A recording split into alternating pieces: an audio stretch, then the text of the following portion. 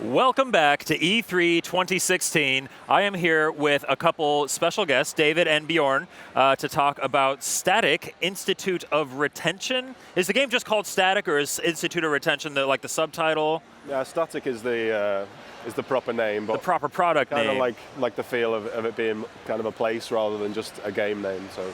Cool. Well, first of all, thank you guys very much for joining us. It's a pleasure to have you here. What is an Institute of Retention? Please explain this. Well, that would give the whole game away, really. Okay. Well, we kind of wanted something that people could start to think about, really. Just wonder what it implies, and because we're not really going to be telling everyone what to think or exactly what the story is as they play through. So we wanted the actual name of the place to kind of feed into that as well. It's like we just start to pull little ideas from the air. Start to kind of interpret things. Exactly, yeah. What balance do you strike when you're trying to decide how much of the mystery to give away? Like, you want to have a carrot on a stick for the player, but you don't want to give away explicitly what exactly is happening. Yeah, exactly. I mean, it's not much fun when you're starting to get an idea of something, and then they just kind of go, oh, bang, here it is. This is what you're supposed to know by this point. Right. I mean, because it's a lot more fun when you kind of feel like you've figured something out yourself, which is like how the whole game is set up as well. We don't really tell people how to play or solve the puzzle, so it's the same kind of story with the story. So really unique setup here, very interesting. The idea of, we've seen a lot of VR demos where you look down and you see the controller in your hands, and it's a really cool effect. Like being able to see the controller really adds to that sense of presence. You guys take it a step further, because when you're in VR, you can't actually see the buttons on a controller, so you just run with that concept. You have your hands locked in a box so that you really just can't see what's going on there. Your hands are in there, they're doing something. What are we actually have footage up here on the screen. What are we seeing here? Well, what we're seeing is the puzzle that we prepared for E3 here. And a guy with a blurred out face, strangely. Yeah, that's Dr. Ingen. He'll be observing you throughout this test. Okay. Taking notes, commenting on what you do, and part of this is his story also. So trying to figure out who he is, your relation to him is also part of the puzzle in a way.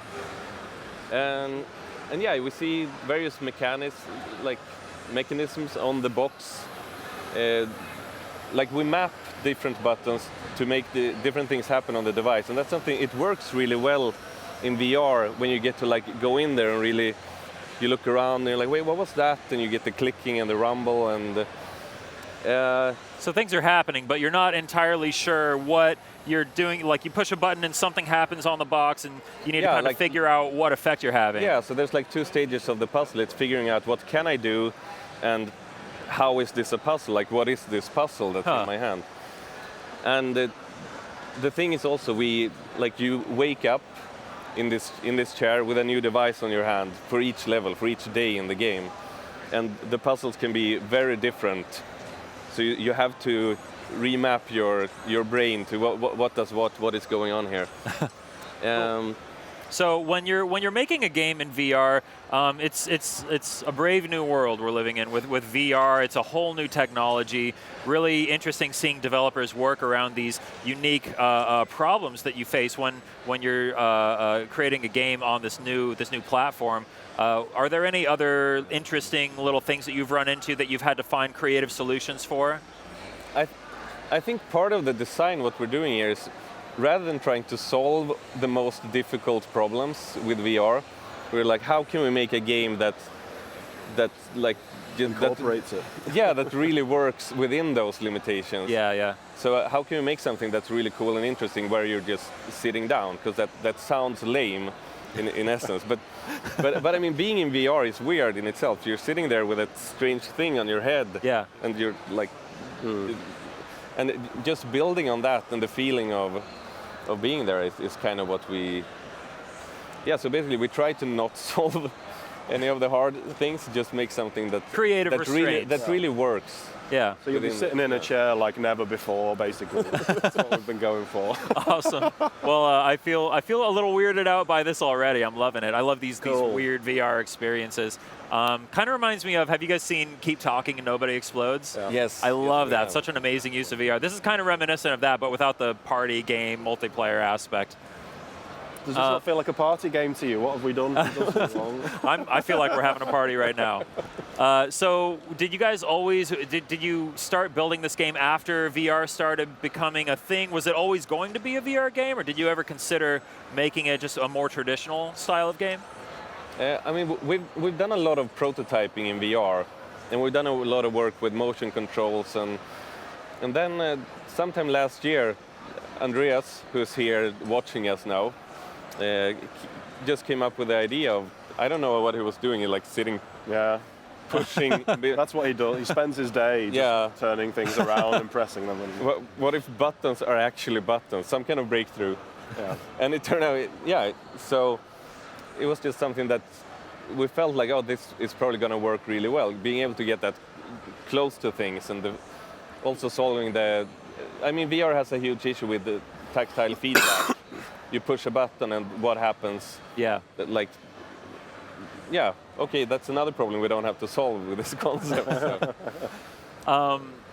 So I've been seeing a lot of puzzle games on PlayStation VR, which I'm a big fan of. There's a whole wide breadth of games coming out on multiple VR platforms. I've been really impressed by some of the puzzle games I've seen, like Super Hypercube we were just talking about downstairs.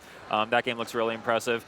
This game looks very much in that same vein of like kind of a mysterious puzzle type experience. Do you think that VR is an especially effective medium for puzzle games, or what interesting new things does VR bring to the table for an interactive puzzle? That's a good question. I mean, part of it that now when it's new and people are getting used to VR and the idea of VR, it's puzzle games, you kind of slow down, get time to take in the place you're in and what you're doing in the world. Mm. So that's always easier in a puzzle game than like exploding dinosaur game or whatever the other stuff we have here at E3. So yeah, I think, and also the way, I mean, your vision kind of shifts. You go into the world and you start looking at things and thinking about things, and that's what you do in puzzle games. Yeah. So it kind of works in that sense also, I guess. Well, hopefully as the technology kind of evolves and solve, you got all these people solving different problems of their own, then as that kind of evolves, then maybe, it will be you're more likely to see different genres and working just as well as puzzle games. Cool. How long have you guys been working on this game, by the way? Was it last November, I think we started. Okay, cool. On that. Cool. And when do you know about when it's going to launch? Do you have a window in mind? Aiming early next year. I think. Early next year. Cool. And this be is a shame playable to only finish. with the PlayStation VR headset, right? It's not a traditional PlayStation 4 game. It is a VR exclusive. Mm-hmm. Yes. Awesome. Cool. Well, I think we're just about running out of time for our segment here, but is there anything else that you wanted to say to the PlayStation audience before we let you go? Come and play it. Just come and play it, because we can say all we want about the game and tell you how great it is, but I think the feeling of playing it is what really kind of gets the message across. So yeah, okay, come and play awesome. Well, thank you guys very much for joining us. It's been a pleasure having you. I'm really looking forward to playing Statik. It looks super weird, and weird is kind of my specialty, so I'm looking forward to it. PlayStation